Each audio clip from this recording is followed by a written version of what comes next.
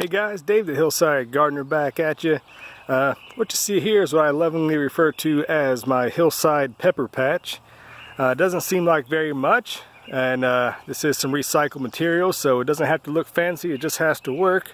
And where I'm at is at my grandfather's house, and as you can see all around, we're on the edge of the forest here all around, and deer just come and go freely through here, so building a fence is absolutely necessary. However, I didn't have the time and the means right now to build an 8-foot fence around this area here. So what I have, this is what I talk about, just recycling what you have. These right here are stakes from my hoop house I had built in my yard last year that I might have accidentally dropped a tree on, or not. Maybe somebody else did. Probably was me though. Anyways, that needed a replacement, so I built my actual greenhouse, which I've showed you videos of that. So anyways, recycling the post right here, I cut these all down to size. They're about a foot deep into the ground. I say they're probably about chest high on me, so about 4.5 feet maybe. And this right here, the netting, this is actually the net mesh fabric that was actually on top of the hoop house. See, right there's a big tear where the branch actually went through it. That's probably the scene of the crime. And then right here, this is obviously, if we can check that out, there's a big hole in the netting here.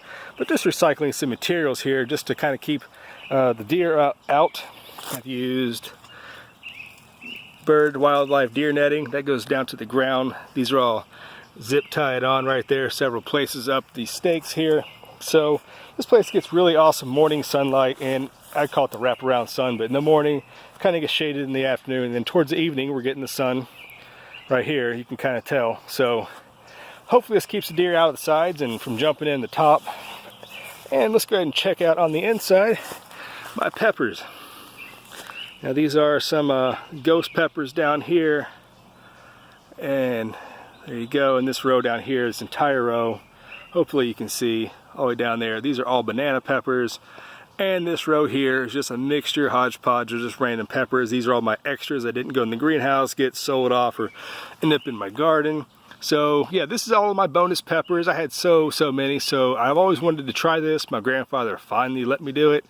So I'm I didn't really improve the soil too much. This is the native hard red clay, as you see right there.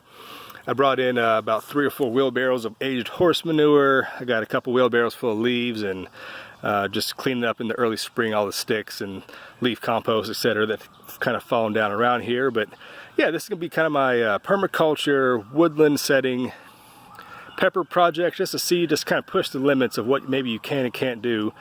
Yeah, is this gonna be enough sunlight? I don't know. It's definitely not as full bright sun as most people may have their garden setting in, but these guys seem to be doing well so far. And yeah, so far no rabbits, no deer have gotten in this. It's been here about 2 weeks so far. I haven't had to water it because the water soaks in pretty well here. It holds a good bit of water. Plus we had tons and tons of rain, so yeah, bringing water in here is going to be kind of a challenge if it really comes down to it. Have a nice dry summer. So I'm going to get some grass clippings and some leaves or something. I'm going to build up a layer of mulch in here that will slowly build the soil. So kind of get a little bit closer. Hopefully I don't make it too dizzy, but here you go, a little close up. Yeah, sunlight on the ghost pepper, your boot jalokia right there. And some of these over here are the banana peppers. They seem to be doing all right, but this little guy right here has gotten some insect damage, maybe some slugs, and that's just gonna have to come with the territory. But hopefully I build this soil up every year. There's another nice it looks like a Thai pepper, I believe, maybe one of the rooster spur peppers. I forget what these were. I really should have labeled them, but I didn't really bother that because, like I said, these are all just the extra plants. If they survive, they do. If they don't, well, that's all right. At least the soil has been broken. The rocks and the major roots and everything are gone. I'm going to slowly build this up, and if peppers don't do well next year, I might try something else like potatoes or beans or something else back here. But yeah, and if this totally works out, I have permission to expand, which I'd probably make something like similar size, but a separate bed, maybe in a different location. Test out the next location, see if it gets the same results or better or worse. But yeah, guys, I'm pretty excited for this hillside project. Yeah, so growing the stuff on a hillside, you just got to kind of improvise. as the highest level up here on the hillside here. It comes down. I have the bed here, which is going to drain into here, which the water collects and goes to here. And then there's another level, it goes down and down again till there's all the topsoil and all the junk I had to pull out. There's actually a berm in the front here.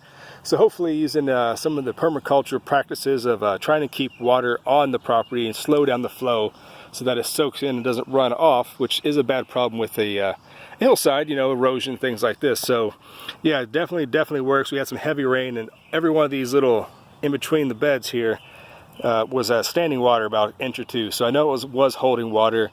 And like I said, I haven't had to water this in 2 weeks. So I'm going to try to let this be as much hands off as I possibly can, just to make this an experiment in what you can and cannot do growing peppers. And hope to see you guys next time. Please subscribe, like, give a comment. If you have any questions about growing peppers or making a woodland garden, or perhaps even just want to ask any gardening question, or yeah, I'll leave it at that. You guys have a nice evening. I'm going to get back to tending to these peppers, and we'll catch you next time on the Hillside Garden. This is Dave signing out. Catch you next time.